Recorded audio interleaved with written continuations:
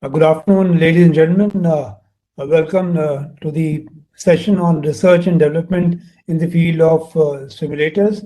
And we're indeed fortunate to have with us General Ajay Ori chairing the session. And we have eminent speakers from DRDO. So without much ado, since we are behind schedule, I'll just introduce General Ori to all of us.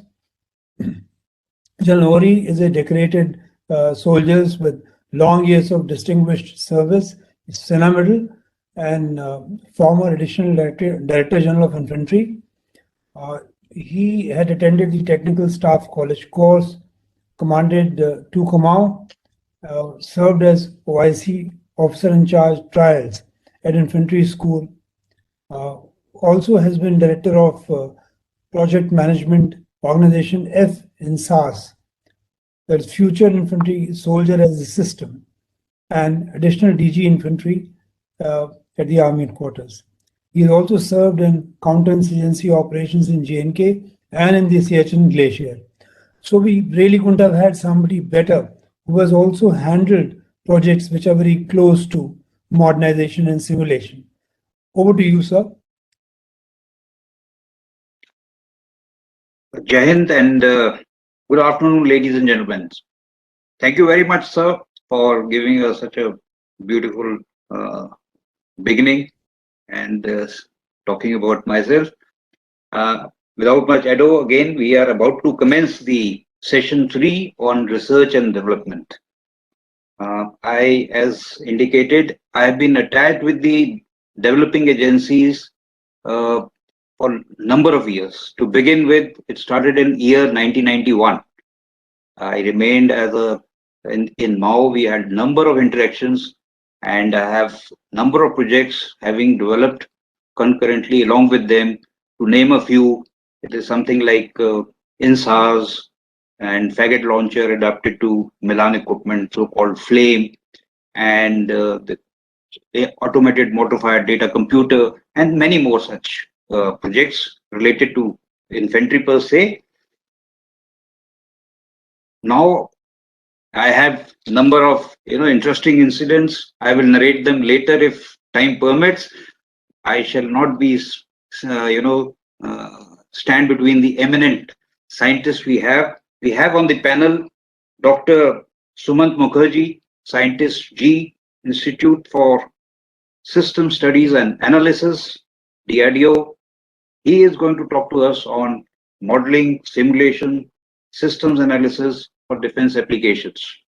We also have on the panel Shri Mahesh Ji, scientist F, ADE, DRDO. He's going to talk to us on simulators for aerospace application. And the third panelist we have is Shri A. Shan Bagamurthy, scientist F, Combat Vehicles R&D Establishment, DRDO. He is going to talk to us on simulators for armored fighting vehicles. I will now request Dr. Sumant Mukherjee to commence the proceedings. Thank you, sir. Can I get the sharing permission? Passed on. Yeah, thank you.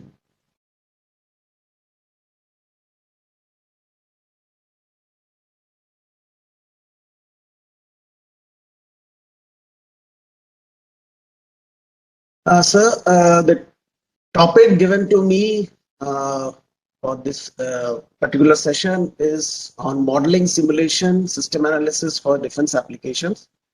So I'll be trying to cover different aspects of system analysis, focusing on modeling and simulation aspects of system analysis, the issues which are involved in doing system analysis in the domain of defense. So without much ado, I will start my presentation. The focus of defense system analysis is in asking questions, probably uncomfortable questions many times, in different stages of defense system development, acquisition, design, requirement analysis. At all the phases, system analysis is used can be used gainfully. At the planning, in the initial stages of planning itself, there may be questions like how many systems of X do I need, or which alternative is best. So I'm trying to give a flavor of kind of questions that a system analysis exercise will try to answer. At experimentation stage, we would like to know how could we use this system better, what might happen if we tried some other variations of the system. If we are looking into acquisition, how many and which one do we need? At the test and evaluation stage where the systems are with us, does this system work as expected? Is it working in sync with the doctrines, the tactics of the arm in the defense forces? Will it help in the ground? Training, when the systems are with us, training is a very important aspect. And how can we ensure the system is used correctly? How can we prepare the system users, maybe pilots, maybe some operators, tank operators, radar operators? How do we prepare them for stressful situations where a rare emergency situation may happen? We simulate that sort of a situation so that we can train the operator. And at a very strategic, at a very broad level, cost estimation, how much this will cost. What will be the cost benefit analysis? How can I reduce the cost by doing a better design, maybe by tweaking the requirements, things like that. So as can be seen, system analysis in defense will probably encompass starting right from the requirement up to the testing and deployment of the system.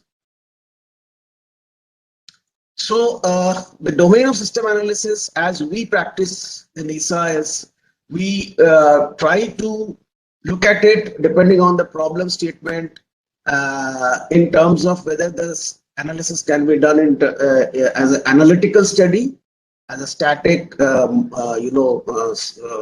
approach, or do this problem require modeling and simulation approach solution. When we choose a modeling and simulation approach, maybe the purpose of that problem is training. If that is the case, then we go into things like wargamings or development of tactical simulators, or maybe even interconnected live virtual constructive kind of a simulation, which maybe in the future this may happen. Currently may not be so much percolated, but we have war games. We have got constructive wargaming simulations with us.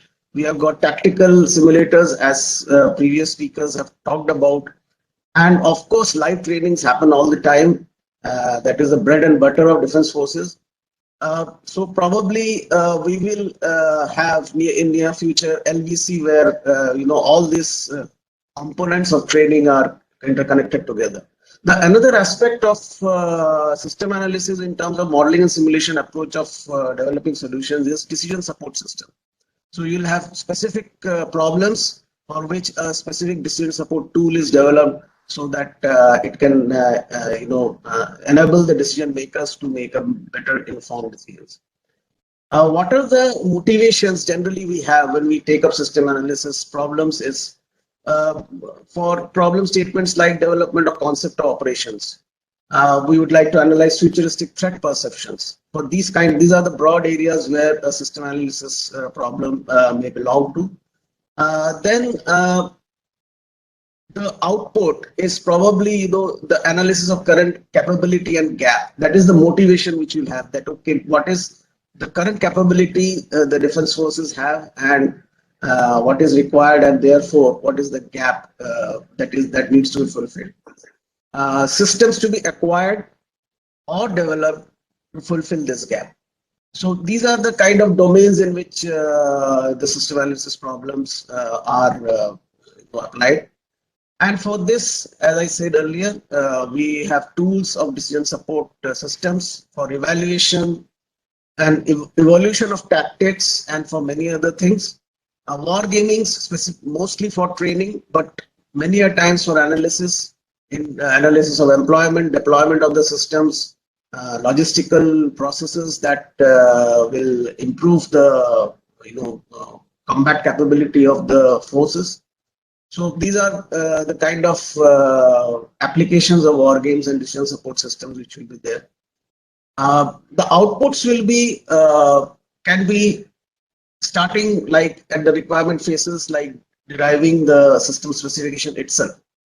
So the output of system analysis could be that. It could be performance measurement for a particular mission, comparative analysis between the competing systems, things like life cycle management issues, reliability issues. So there is a different viewpoints of a same system to which we apply the system analysis techniques. Different dimensions of applying modeling and simulation in system analysis. We specifically work on warfare scenarios and different systems applied to combat scenarios. So the application domain could be a land warfare domain, could be air warfare, could be naval warfare, could be missile defense. So that is one dimension of modeling and simulation. And ESA works on all these domains, have worked in all these domains, and continues to work in all these domains. Then the role of these systems, they can be developed for training, they could be developed to use for decision support in acquisition, for analysis of performance evaluation at the test and evaluation phases or at the experimentation stages.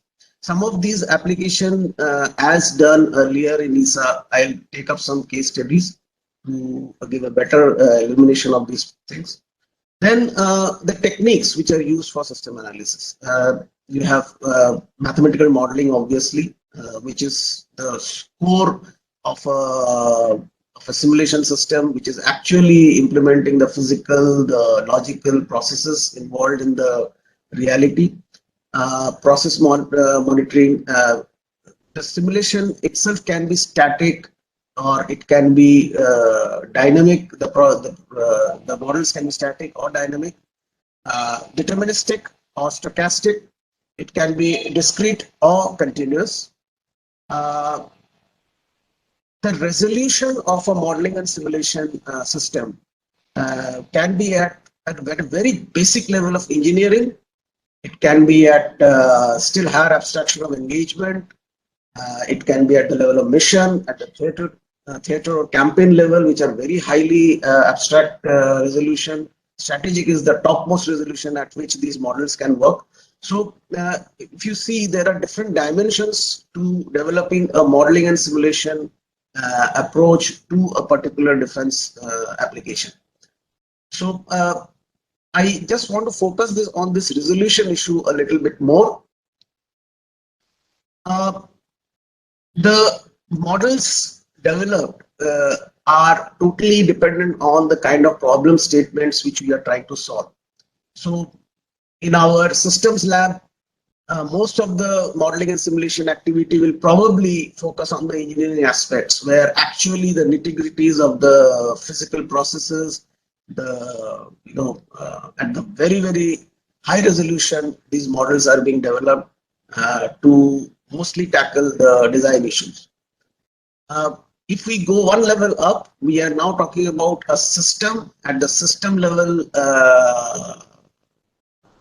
the engineering level probably was at subsystem level, and at the engagement layer, we have got systems where actually a system is engaging with another system, and the models will be capturing the basic problem characteristics, and will try to highlight the design, the decision which the decision maker is looking for. This will be probably a tank versus tank kind of a scenario which is being modeled, where a tank model will need to be developed, not at the engineering layer level, but at a fairly abstract layer where the engagement aspects can be analyzed. At a still higher level of abstraction, and at the engagement level, the kind of measures of evaluation of a modeling and simulation experiment is performance. So we are probably looking at the performance of an individual system when we are actually modeling at the engagement layer So every modeling layer has a corresponding measure. At a still higher layer, if you have if you're simulating a mission or a battle, where multiple systems, multiple types of systems are taking part, the measure will be of an effectiveness. It won't be an effect. It won't be, we will not be looking at the performance of the individual systems, but as a system of systems, what is the effectiveness of multiple number of systems of interacting with, communicating or coordinating with each other, and generating the effectiveness required from this total collection of systems. At still higher level will be theater and campaign, where probably even the systems or the system of systems will get abstracted out, and we will be more focusing on the force on force kind of problem statements, where we are looking at where the thrust areas, how this deployment at theater level, or what kind of force structuring we need. So these are at a very, very high level abstractions which will be worked out at this theater or campaign level. And at the very strategic level, you have got issues like acquisition, things like that. So what I wanted to highlight with this slide was that depending on the problem, at which layer the problem is, the modeling is developed at that resolution, and the simulation will generate outputs in either in terms of measure of performance, or measure of effectiveness, or measure of merit, right at the top of the hierarchy. So the spectrum of system analysis in defense applications, as I said earlier, starts from the preliminary analysis, concept design, to system development, to system test and evaluation, to system operation and management, system improvement, and finally how they are actually being employed and deployed. In preliminary analysis or concept design, issues like requirement analysis will probably need to be analyzed. Prioritization of requirements, there are different types of requirements. Comparative evaluation of systems at the preliminary analysis and concept design stage. This is something which I will try to highlight how this can be done. Cost effectiveness analysis, which options are more cost effective. Parametric analysis in when we are actually defining the system, and what could be the technology in which direction the technology is moving. The technology forecasting and estimation of how much this technology forecast will come through. So these are the different areas of preliminary analysis and concept design where the system analysis can be used. At the system development stage, the issues involved will be system effectiveness. When we are developing, how effective will be for the kind of role it is to play or the missions it has to take part in. Comparative evaluation of systems again, cost effectiveness analysis again, and design reliability analysis. When the designs are being formulated, how reliable will be the design in terms of the operational areas where it is going to work. Then comes system test and evaluation. The evaluation, when we have the system and now we want to test it, we want to evaluate it. How to evaluate? What is the trial plan? I'll give an example of this. The accuracy and consistency analysis of a system, the trial data analysis after the trials have been conducted, design of experiments, performance evaluation, effectiveness of the system are basic things that needs to be done at this stage. System operation and management, one-on-one analysis, effectiveness of system in tactical scenario. These are some of the areas where we actually can use wargaming softwares, wargaming simulations, where actually the system is placed in a tactical scenario. How tactics can be developed around this system or a new system which has been designed or developed or acquired. What is the impact of that system in the scenarios? How effective it is. Then issues like how many and what type, the resource allocation aspects of it, how to plan for employment of these systems, what is the mix of systems, what mixture should we have different types of systems so that it gives the most bang for the buck, and of course the decision support system. At system improvement level, now we are matured and the system has been there in the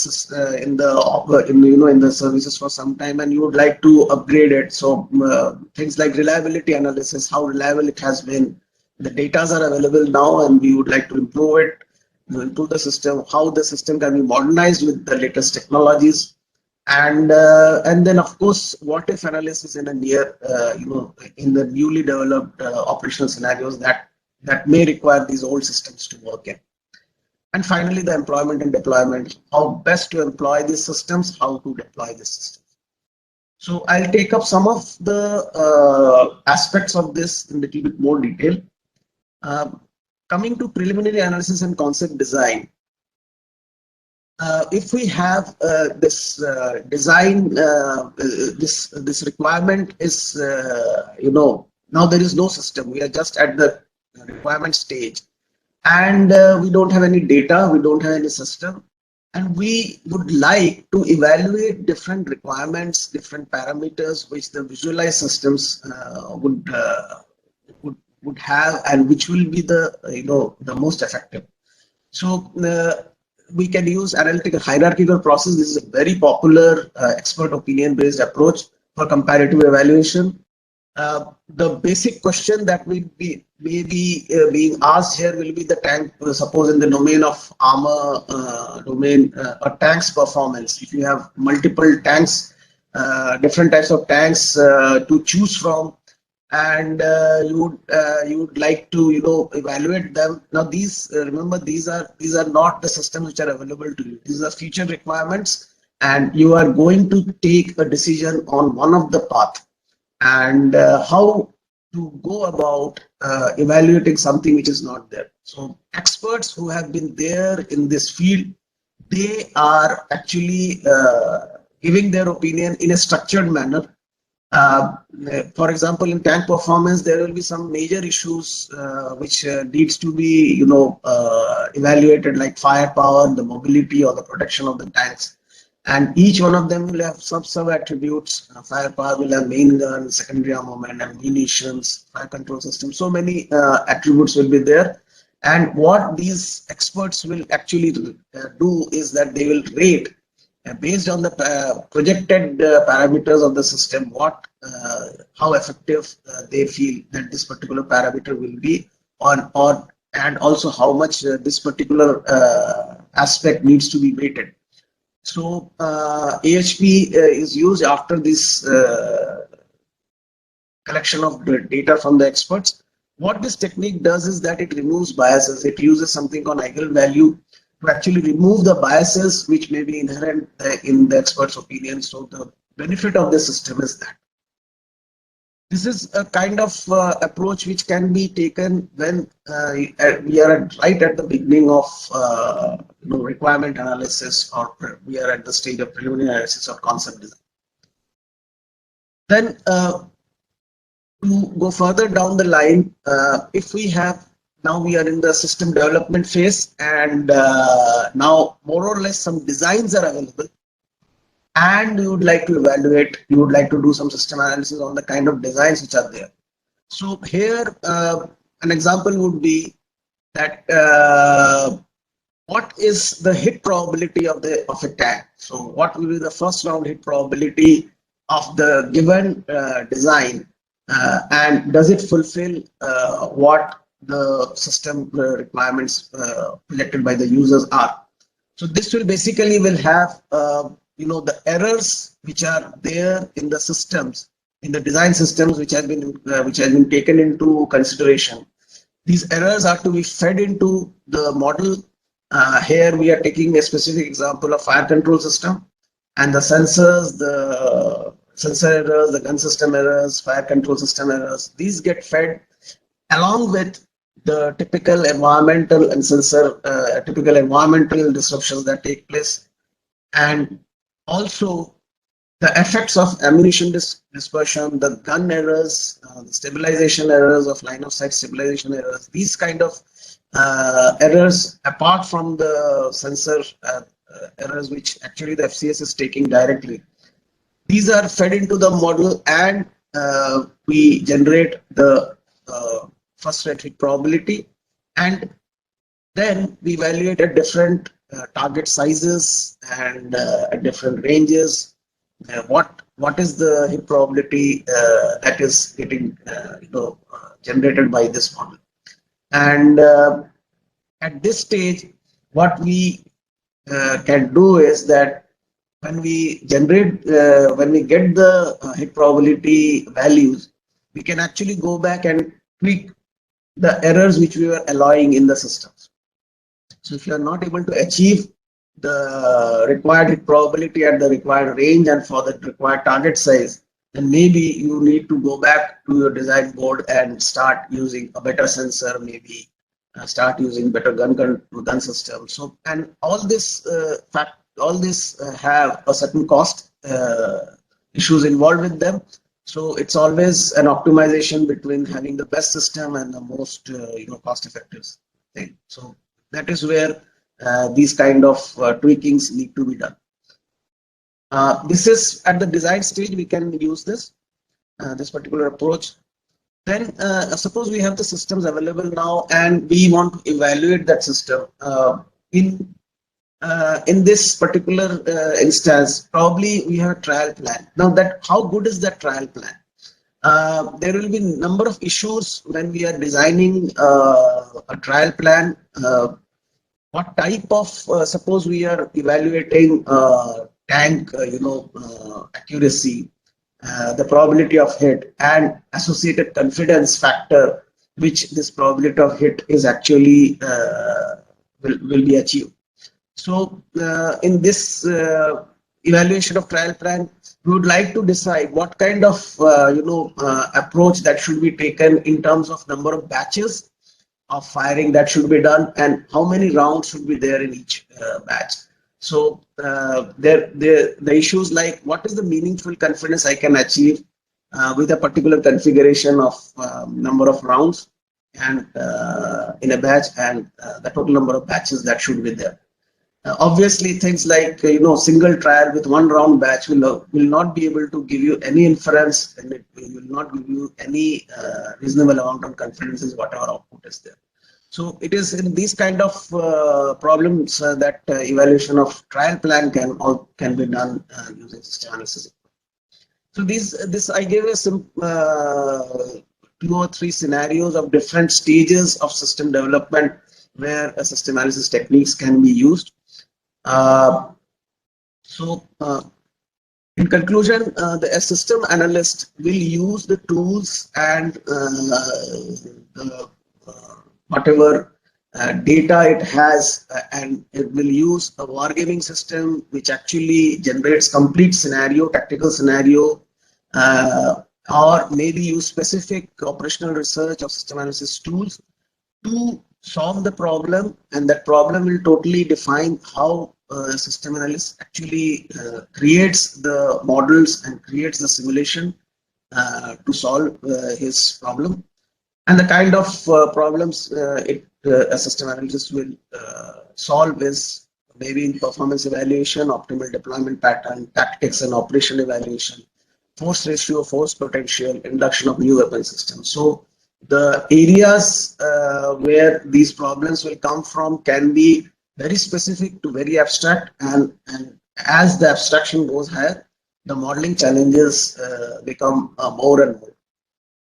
So this is a very broad overview of the modeling and simulation and system analysis roles which can be played in a defense application. That concludes my presentation, sir. Thank you. Thank you very much. Am I audible, sir? Yeah.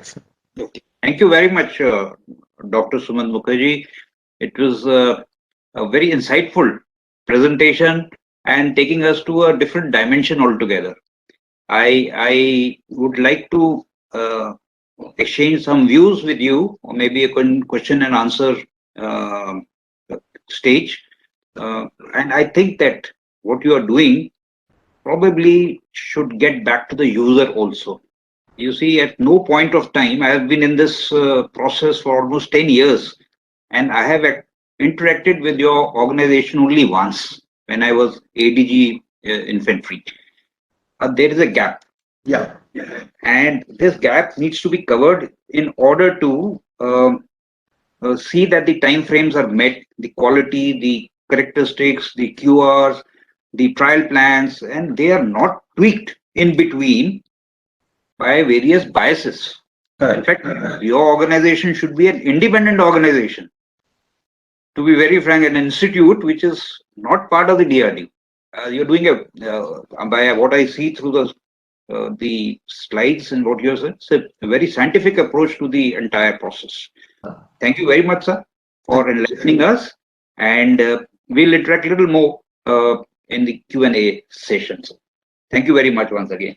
And I now invite Shri Mahesh ji, scientist F, AD, DRDO, who's going to talk to us on simulators for aerospace applications. Over to you, Shri Mahesh ji. Thank you. Thank you very much, sir. I would first of all thank for the opportunity given for giving this presentation. I'm sharing my screen, so you can see whether it is visible. Are you able to see my presentation? Yes. Yeah. Actually, my presentation will be more like continuation of what the previous speaker from ISA has presented. They look at a very broader perspective of modeling, simulation, and analysis. Here, this one will be the system. What we are dealing with will be mostly an aircraft, and what scenario it is going to operate in, and what can happen when he flies. So they are the aspects with which ADE Flight Simulation Directorate is focusing on. So I would also like to place on record the contributions from all my team members for making this presentation happen, as well as for simulation requirements which we have been fulfilling for more than 2-3 decades for the armed forces. So I'll continue with my presentation. So these are the main things which I would like to touch upon today.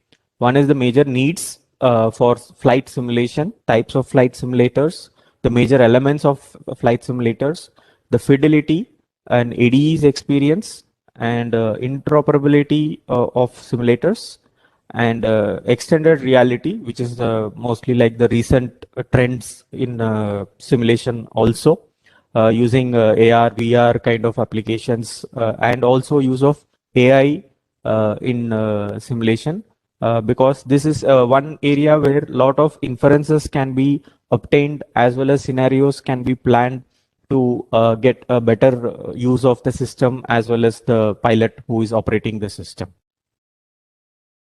So major needs what we try to address at different stages of the design and evaluation.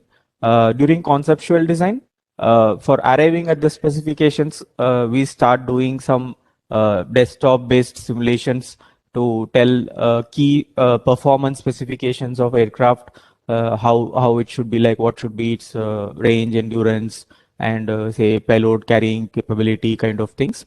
And also we use simulation for concept visualization, because as we all know, anything we visualize will answer a lot of questions of what is the gap and how the gaps have to be met by the system design. And during preliminary design, we participate in the evaluation of design choices. Like if you take an aircraft configuration, it is more like there are 2-3 kind of configurations which the designers would come up with. We can simulate and give some insight into which is better for what, and whether there can be a combination of the design features which can result in an overall better aircraft. And then comes the aircraft specific things. They are like performance and handling qualities. because these are very essential, because any aircraft should be a pleasure to fly, and so that the pilot can concentrate on the mission on hand rather than trying to fly the aircraft. And during detailed design, the chosen design is like every element of the design is simulated, so that we can bridge the gap in our understanding of the design and the behavior. And then pilot in loop evaluation also happens during this stage, so that the feedback is very essential for us to refine the design. And that is how a typical case of what I would be keep touching upon is the development of LCA Tejas, where it has become more like a pilot's aircraft rather than the aircraft being given to the pilot and you fly this aircraft. So that way the design iterations can happen in the simulator with lot of insight from the test pilots who are already experienced flying different kinds of aircrafts. And during the development, test and evaluation phase, we support them for evaluating the handling qualities in the simulator, so that they can plan the tests and the profiles of the sorties, what they are trying to do. And this gives them the first hand or first cut experience of the numbers to look for, maneuvers to do, and the envelope, how they can cover for clearances. And in that process, we support the design verification validation also. And then after that, during operations, we support by simulation for the training of crew and the exploitation of the aircraft. So basically, initially it would have been designed for something. So now we can see what all it can do in a given situation and a scenario. So these are the major needs for flight simulation. And there are many other minor things which are more like for some additional purposes you want to carry out simulation to understand some phenomena. Such kind of thing also are there for as the needs of simulation. And broadly, when we look at the type of simulators, we can classify them as research simulators, engineering simulators, and training simulators. And here I would be touching upon few simulators which ADE has developed also, which come under which category of these. So research simulators are generally for future concepts, so that it's like everything is on paper. There is no real system being made as such. So to arrive at the features and explore how they can behave, so we make a generic simulator in which we can evaluate concepts. Like for example, any AI based thing. For example, if you say there is an auto landing based on AI. So as of now, nobody can take the risk of trying that on any system. So we can have a simulator where we can test the algorithms, compare it with a conventional way of doing. So all those kinds of studies are carried out in the research simulators. And the other one is towards mental workload assessment of pilots, because this is one project which we had done jointly with our partner DRDO lab DIPR. So they were looking at the physiological and psychological parameters when the pilot is flying, so that they can assess their mental workload. And this simulator is there in DIPR Delhi. And coming to engineering simulators, this is where the journey of LCA embarked upon, where we started making the simulators when the aircraft was in preliminary design and detailed design stages. And from then on, all the tests and evaluation points which have been carried out on LCA have been tried out in the simulator. And also the handling quality ratings are given in the simulator, so that the aircraft can be made better based on simulation even before the first flight. And this engineering simulator for LCA was extensively used during the first flight, so that the pilots have confidence in what the behavior of the aircraft is and the do's and don'ts, so that LCA being a single engine and single seater aircraft and a fly-by-wire aircraft which we were attempting for the first time. So there were a lot of doubts and apprehensions and gap in understanding and the way of flying the aircraft even for the pilots. So that way the simulator was extensively used to get used to flying a aircraft which is fly-by-wire.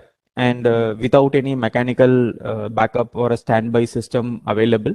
So that was the confidence which we could instill in terms of handling qualities, as well as in hardware in loop simulation, where the systems were also tested thoroughly before attempting for the flight. And from then on, the simulators evolved to various phases. And currently, we are into the training on operation simulator phase for LCA. When we look at classifying the training simulators, they start from cockpit procedure trainers, which are very basic, which gives a familiarization kind of a procedure for the pilots into the cockpit, and part task trainers, where we can concentrate on a specific aspect of the training. Like for example, ADE had delivered a part task trainer for avionics upgrade of MiG-27 aircraft, which was carried out some time back. So at that time, it was more for a conversion training of the non-upgraded aircraft pilots to get used to the new systems which are on the upgraded aircraft. And this two simulators we had delivered to Air Force Station Jodhpur. And then full mission simulators. These are like the go-to simulator for the pilots before getting into the actual aircraft and the actual combat missions and scenarios. So this is more like for LCA and evolution from engineering simulators. We have migrated to a full mission simulators. And one such simulator has been delivered to Air Force and is currently in the phase 1 or initial operational stage, where they can do all the flying and related missions and practice for failures, malfunctions, and different visibility and other qualifying conditions, whatever required for them to fly solo on the aircraft. And this simulator is being used now very extensively for the squadron. And apart from this, there are air combat simulators. These are more like for tactical training kind of thing, and spatial disorientation simulators. So these are like additional kind of simulation which can be carried out to concentrate on a specific aspect of the training. And this is broadly a set of major elements what are part of flight simulator. This is for the benefit of wider audience who can appreciate like what all things need to be simulated. So if it's and I would be also giving some parallel this one to unmanned air vehicles, ADE being unmanned air vehicle organization also. So we would be touching upon the major elements like cockpit or control station. So this is where the pilot interacts with the aircraft. So this is the first place where the pilot gets a feel of how the aircraft cockpit or the control station or a ground control station for a unmanned vehicle. And then we have certain communication interfaces. So this depends on the nature of the simulator. If it's just a desktop simulator, we don't need them exclusively. But generally, our simulators are on distributed computing systems. So we have a lot of communication going on between each of those subsystems. And the core of whole thing is the flight dynamics simulator. So this simulator is basically what is simulating the aircraft. So this one is as good as the data what we can know about the aircraft, and in terms of aerodynamics, mass, CG, moment of inertia, engine, the landing gear. So that way there are so many elements which contribute to the flight dynamics behavior of the aircraft. And in terms of aerodynamics data, if we see, since this simulator has to be made even before many experiments are carried out, so it starts from analytical data, use of analytical data or empirical data, and then move to some computational data based on computational fluid dynamics kind of tools. And then once the aircraft starts flying, we get flight data and we update the models, because there are certain things which can be only observed or inferred from the flight data. So some parameters are identified from flight data, and this whole thing keeps in a iterative loop, so that even now there are updates coming based on what like LCA or other air vehicles which are flying. So there is always some room for improving the fidelity of the flight dynamics simulation.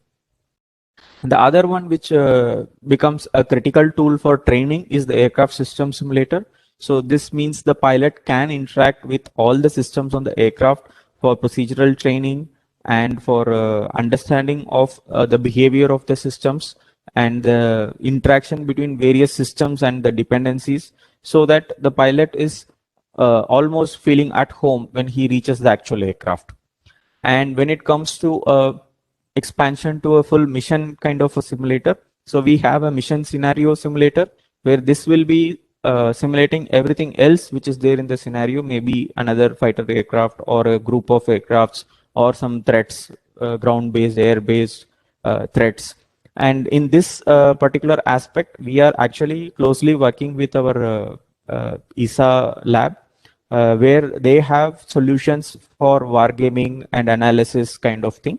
So this is the first time we have in our LCA full mission simulator, we are integrating that solution to be part of a full mission training simulator, where all other entities in the simulation are being driven by the ESA's mission scenario simulation software, and the LCA would be interacting with those entities like in real world. So that is what we are currently working on for the LCA full mission simulator, with the sensors and weapon models of own aircraft like LCA and a similar model sitting on the other entities, so that it can be a very meaningful training for the full mission which the LCA is supposed to do. Therefore, we have already done the air vehicles also, because the scenarios are different, the threats are different. So this is a joint work which is going on. And queue generation system. So these are the main systems which the pilot or the operator will feel in the simulator in the absence of real world. So we have to basically make his senses feel that he is operating a similar or a real aircraft. So we have visual cues, which is usually ranging from a small display monitor to a full dome kind of a projection system. And nowadays there are VR kind of systems also for generating the visual cues.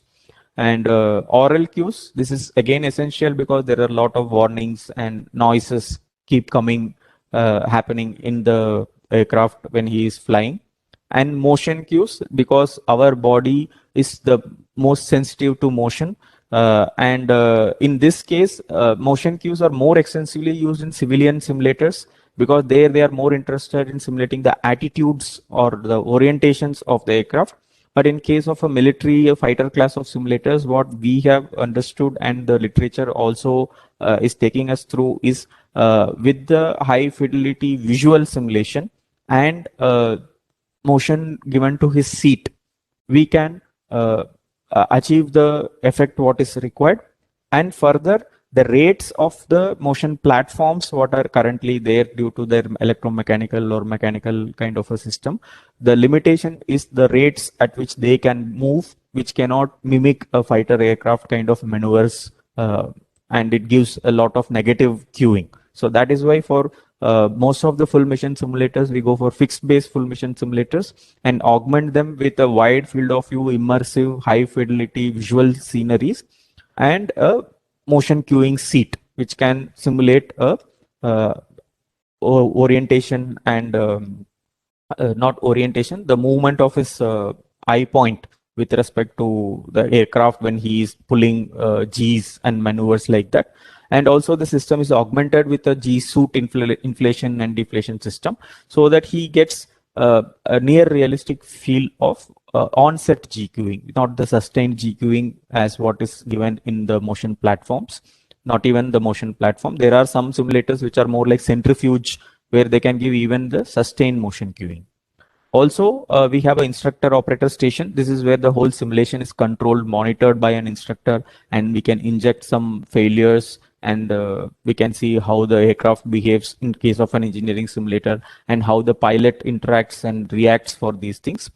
And also there will be a playback station. This is used mainly for the debriefing kind of a thing, so that future course of training can be further taken up. So I would like to dwell upon the fidelity of simulators a little more, because this is what defines which category or which class or which kind of simulator we are making. So the most important focus is on model fidelity for our engineering kind of simulators, because the whole aircraft design is looking for answers from simulation. So that way, most of the efforts go in making high fidelity models for everything what you can think of which can be happening in the aircraft, including failure modes, because certain failures we may not even have data. So we will have to do some analysis to find out what kind of failures can happen and what would be its impact on the overall aircraft behavior. So this was done very extensively for LCA during the design development phase.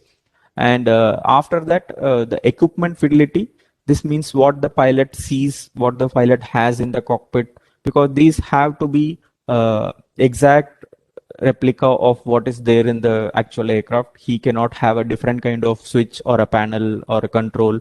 So that way in the LCA full mission simulator, we have ensured that this is 100% possible by using real aircraft systems and connecting the real avionics computer, so that the whole avionics and the pilot controls are actual, and the system feels that it is actually flying in an aircraft. That way we have given the data interfaces also like actual aircraft, so that the avionics is like real. And apart from that, there is the environment fidelity. This is where the visual cueing system and the scenery, what he gets outside, and also the environment in which the aircraft is operating, like your winds and weather conditions. So all those things are catered to, so that a combination of different aspects of these will result in the best possible simulator based on the application, be it a design validation kind of a simulator or a training simulator. So this slide just captures ADE's experience so far, the recent 2 decades kind of experience on simulators. So one is this first one is what is the latest one, which is the full mission simulator, which is operational at Air Force Station Sulur, where the squadron is located. And the second one is the simulator at ADE, which has been the training device as well as the engineering evaluation device so far. And the squadron initially started flying based on training in this simulator at ADE, and now they are like self-sufficient for operating from Sulu with the full mission simulator operational there. And the other one is a simulator for LCA Navy, where we have simulated the shore-based test facility, which is at Goa, which is the main facility which was extensively used before attempting the carrier operations, and also the arrestor hook landing and other whatever Navy related things are there. And these simulators are housed in dome. So we have like a twin dome simulator in ADE, which is catering for this LCA Air Force and Navy and trainer variants. And we have another dome at now the squadron for Air Force fighter. Apart from that, there are simulators for unmanned vehicles, which ADE has been developing. So the main difference is there is an external pilot and an internal pilot in the unmanned air vehicle. So we have to simulate both the views for them and the control stations. And finally, the target there is to have an integrated crew training, where the whole aircraft operator, payload, or the camera interpreter, and the observer, and all the people who are participating in that chain are getting trained. Apart from that, this is for that mental workload assessment, where the pilot will be given a normal flying task. Along with that, he'll be given some secondary tasks, and all his physiological and biological parameters are monitored. So based on his response to that secondary task, the team at the APR have devised means to find out the spare capacity what the pilot has, and that is used for further refining how we can reduce the workload of the pilot, those kind of studies. And also this is a slight deviation from a flight simulator, but this is a computerized pilot selection system, which was one of the systems which ADE flight simulation group has delivered. This is also again jointly with DIPR, where it's for pilot selection, assessing their psychomotor skills and cognitive skills. And the other one is the MiG-27 PARTAS trainer for upgraded avionics. So widely, these are the various kind and types of simulators which were developed and currently being used by various users. Coming to what is currently trending and what we are working on, one thing what we are mainly focusing on now is having so many types of simulators developed by ADE as well as other outside agencies. We found that there is a need to make them interoperable so that joint exercises and joint scenarios can be simulated, and we can do more like what happens in the real world. Because currently these simulators are like on its own, each one will have some synthetic environment along with the aircraft which we are trying to simulate. But doing a real world operation, we are working on that currently. So we are looking at distributed interactive simulation standards or protocols which can be normalized for whichever simulators we are liking to connect together. And so that this can be a starting point for us, so that we can say after a certain period, any simulator should be able to connect to any other simulator and do a simulation if need requires. So that is the focus on this particular aspect of interoperability. And coming to extended reality, so we are looking at all aspects of extended reality, more like mixed reality, augmented reality, and virtual reality.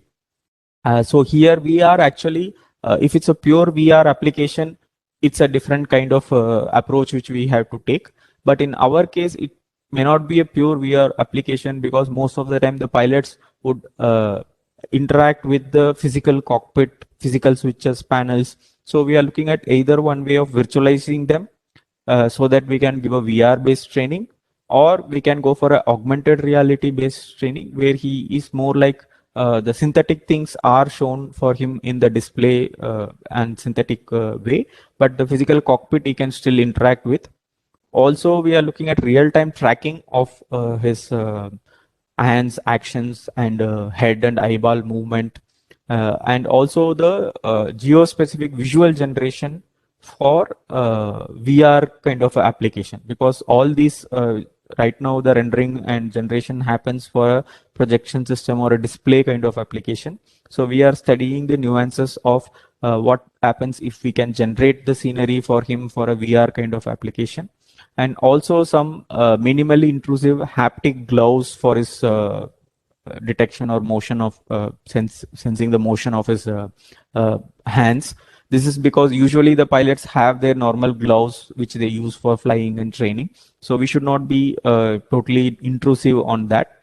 And helmet mounted displays using AR is what is the another area which we are currently looking at where we can contribute as part of this extended reality.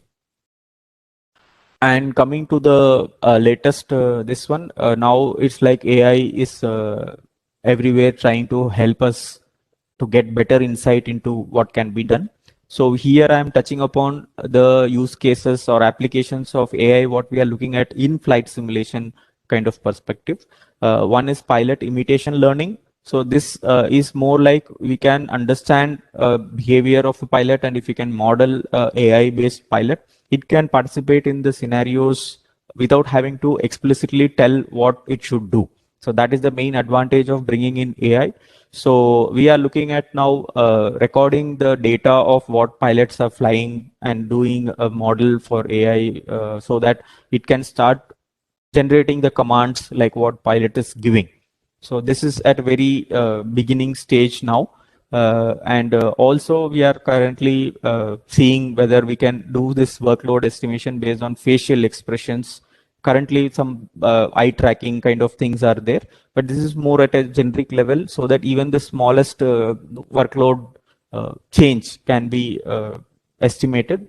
And also we are looking at super resolution for generation of visual sceneries, because this is more like right now we have dependency on satellite images, and the satellite images, the resolution what we get, and we use different resolutions at different areas depending on the details what we require.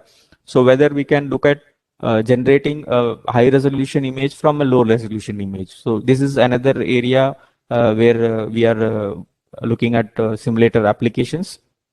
And of course, the computer generated forces, which is basically what ISA team also is working on.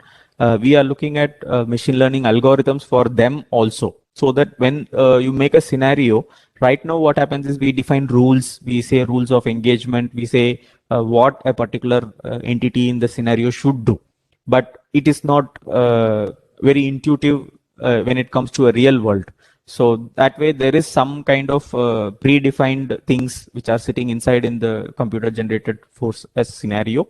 So if we can make them independent using machine learning algorithms, then it is more in like real world. See, if a tank is there on ground and or a SAM is there on ground, and if a aircraft is flying, so what the SAM will do, it can be a little more intuitive, and we need not define the exact thing what that will do, so that in training it should not be happening like, okay, always if you do this it will fire at you, if you don't do this it will not fire at you. So that kind of thing we wanted to bring it a little more intelligence into the entities.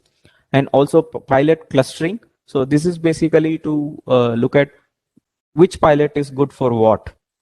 So that kind of thing also can be done in a simulator, so that it can be used for them to even define like which stream or which kind of aircraft a pilot can better exploit. And also we are looking at an AI based instructor, because currently the instructor is sitting there and he is giving the training to the pilot.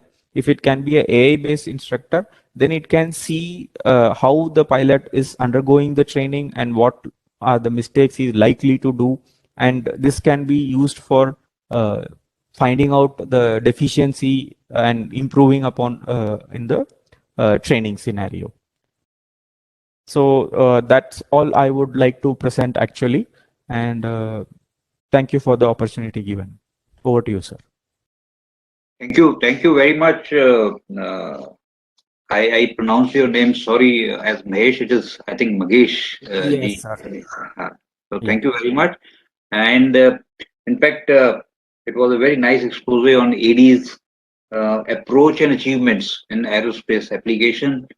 Very heartening to note that you have synergy with ESA. And finally, I will put it very impressive presentation. I have a couple of questions. I will pend it for my Q&A session. So Sure. thanks once again. I now move and I'll request that please stick to the timings. Make it a little short. We are already overshot the time. And now I'll request Shri and Bagamurthy, scientist F of Combat Vehicles R&D Establishment. He's going to talk to us on simulators for armored fighting vehicles. Over to you for the presentation. Thank you.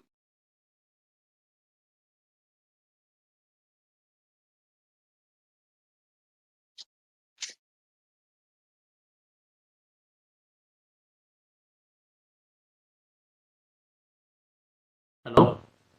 Uh, Can you hear me now, over sir? to you. Over to you. Yes. Video.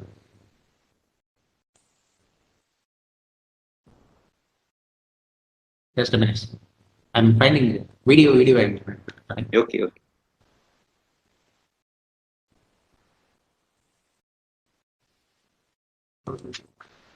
Yeah, now we can see me, sir. Yeah, correct. I'm seeing you, and Yeah. welcome, and over to you. We look forward to a very small and short.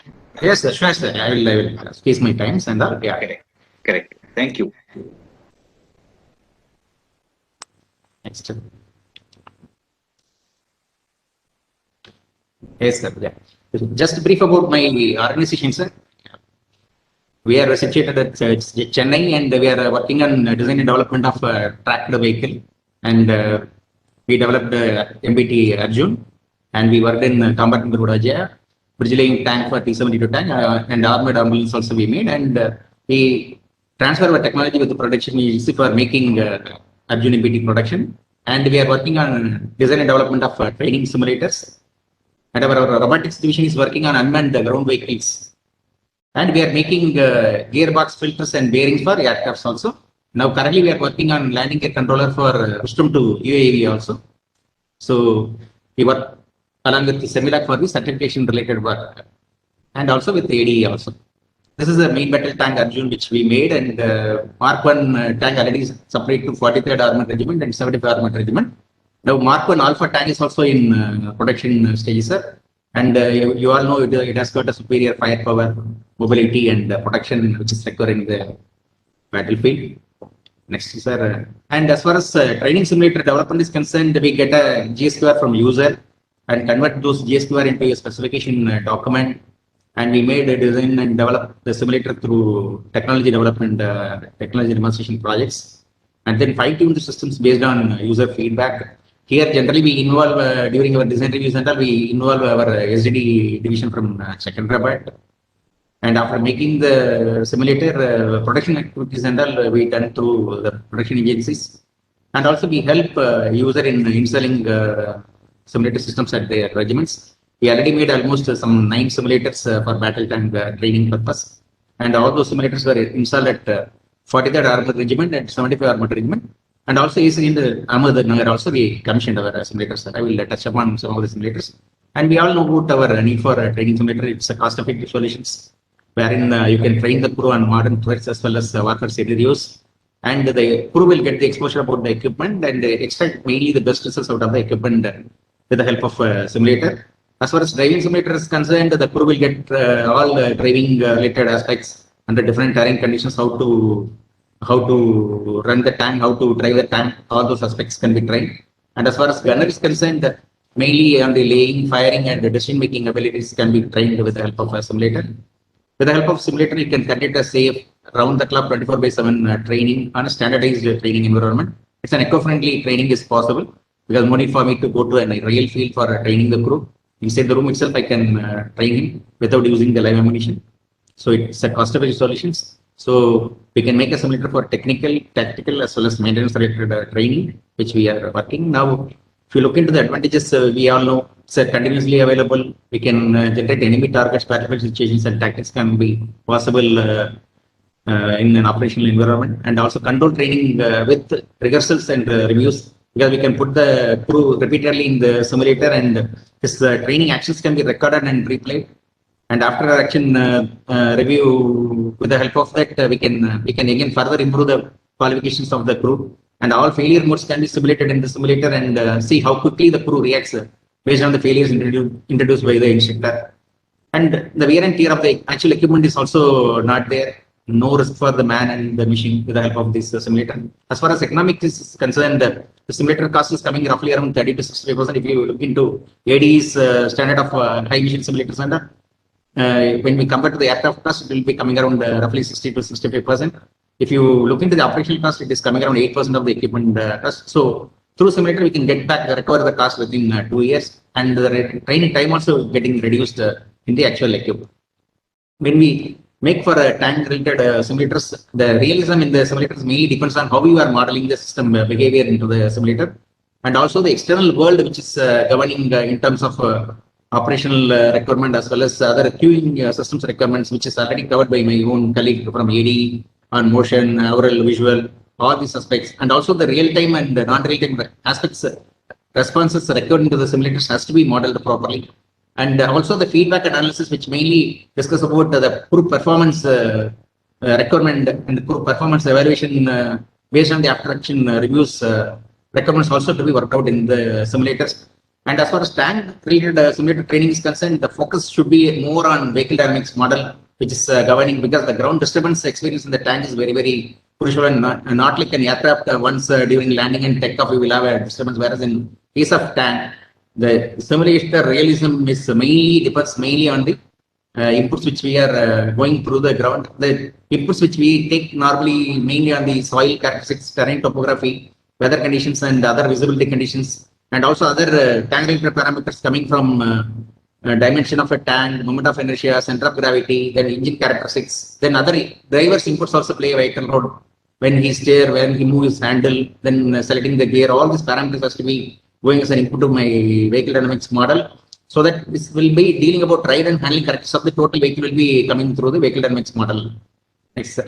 This is that simple block diagram which I made it. The inputs are coming from steering, acceleration pedal, brake pedal, gear inputs, gun firing. All these things are going as an input to my model, along with the ground disturbance, so that all software models related to steering, engine, transmission, brake, suspension will be running in the simulator.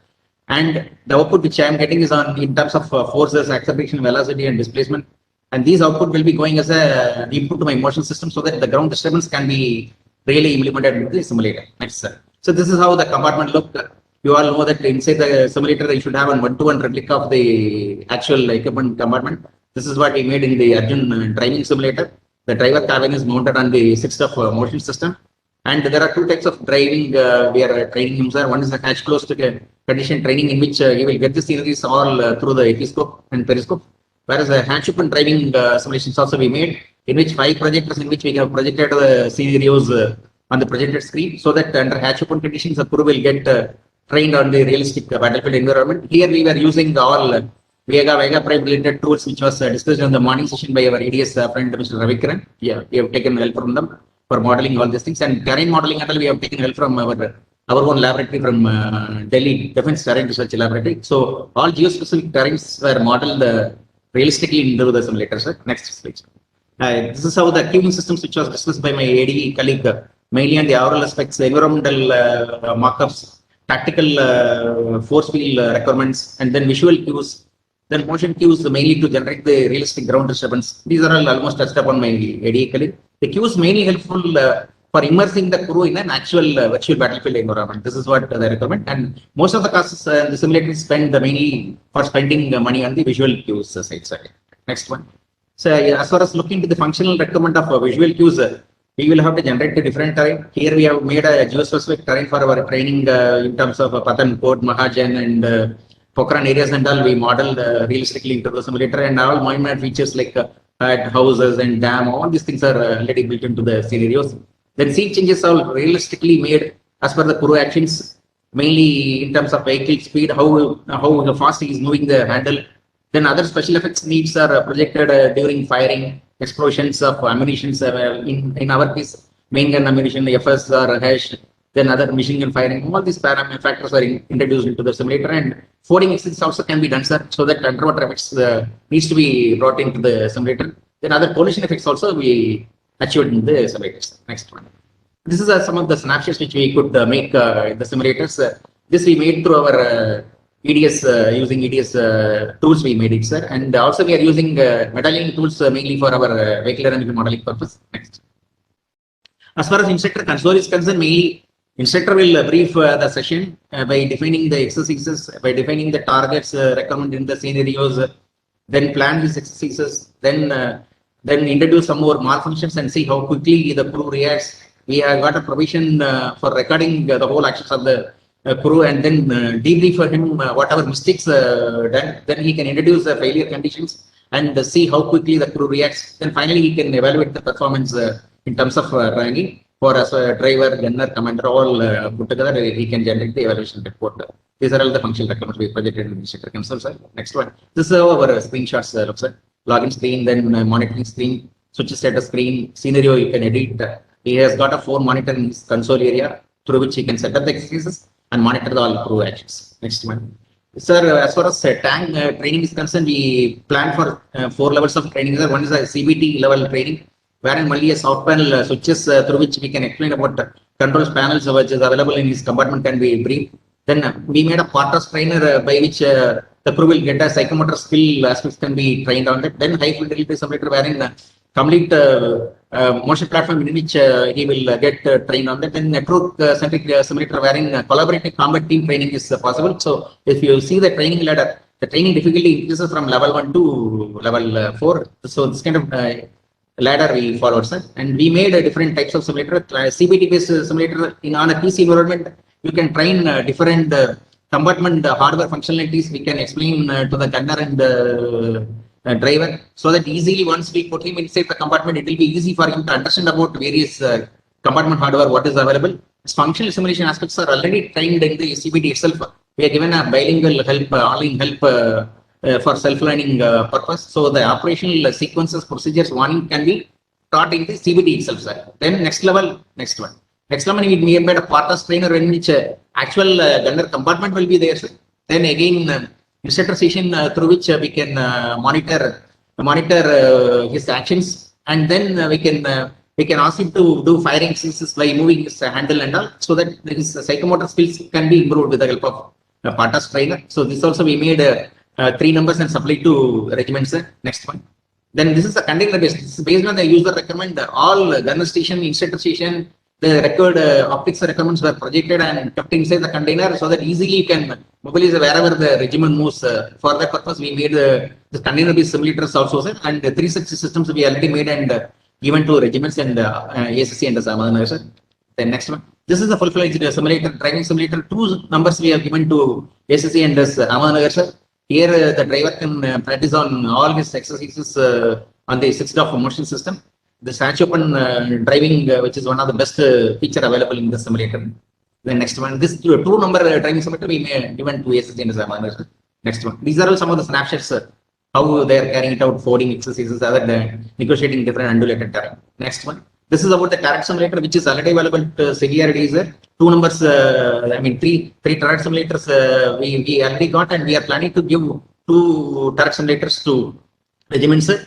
Here mainly used for training the crew on the firing, laying, tracking, skill improvement purpose, and commander can override the gunner and do his firing. All these operations can be done with the help of this simulator. Next one. These are all some of the snapshots, sir. Whatever environments, parameters can be introduced: daytime firing, nighttime firing, dawn, dusk conditions, different rainy conditions firing, and all are possible with this simulator. Next one. This is the facility which we are having it for troop level training, sir. So all troop level exercises can be practiced. It's like 3 gunner, 3 commander, 3 driver, all 9 crews can be put together in a tactical troop level exercise training can be done. For this kind of exercises, we have taken help from ISA also, sir, mainly to work out the doctrine requirement, how the troop move, how the formation procedures followed in the regiment. All this inputs we got from ISA. And as an instructor, a troop commander will be monitoring 3 crews functionalities, how the tanks are moving, how they are getting engaged in the mission. All will be evaluated with the troop commander, sir. Next one. I will finish my lecture with some small quotes. Confidence comes from discipline and training. Live as if you were to die tomorrow. Learn as if you were to live forever. This quote from Gandhiji. The only real mistake is the one from which we learn nothing. This was quoted by John Powell. Learning is lifelong. Yesterday violence was power. Today wealth is power. Tomorrow knowledge will be the power. And trained knowledge will be the supreme power. And that with the help of AI-based technique. Trained knowledge will be the ultimate power for our trade services. With this, I would like to conclude my session, sir. Just a short presentation. Thank you very much for a very insightful and excellent overview on the subject.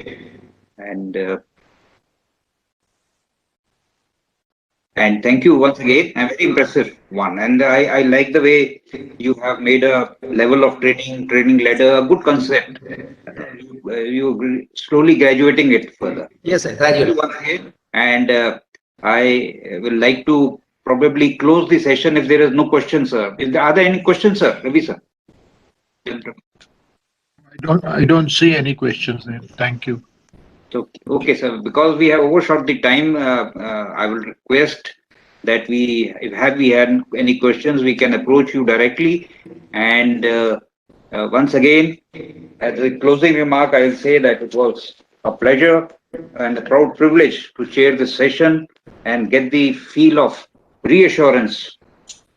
People are alive to the relevant issues. So it gives us a very good feel. Thank you very much once again. Wish you all the very best and thank you very much. Over to you, sir. Happiness. Thank you so much, General Ori and all the distinguished panelists. Thank you so much for very insightful presentations. I think these were very technical areas. So getting an insight into how you do it gave us a glimpse of what challenges you are facing. What appears so simple to us, actually, what goes into it, the complexity of the whole thing. And that's why maybe the cost at times. So thank you very much. Thanks.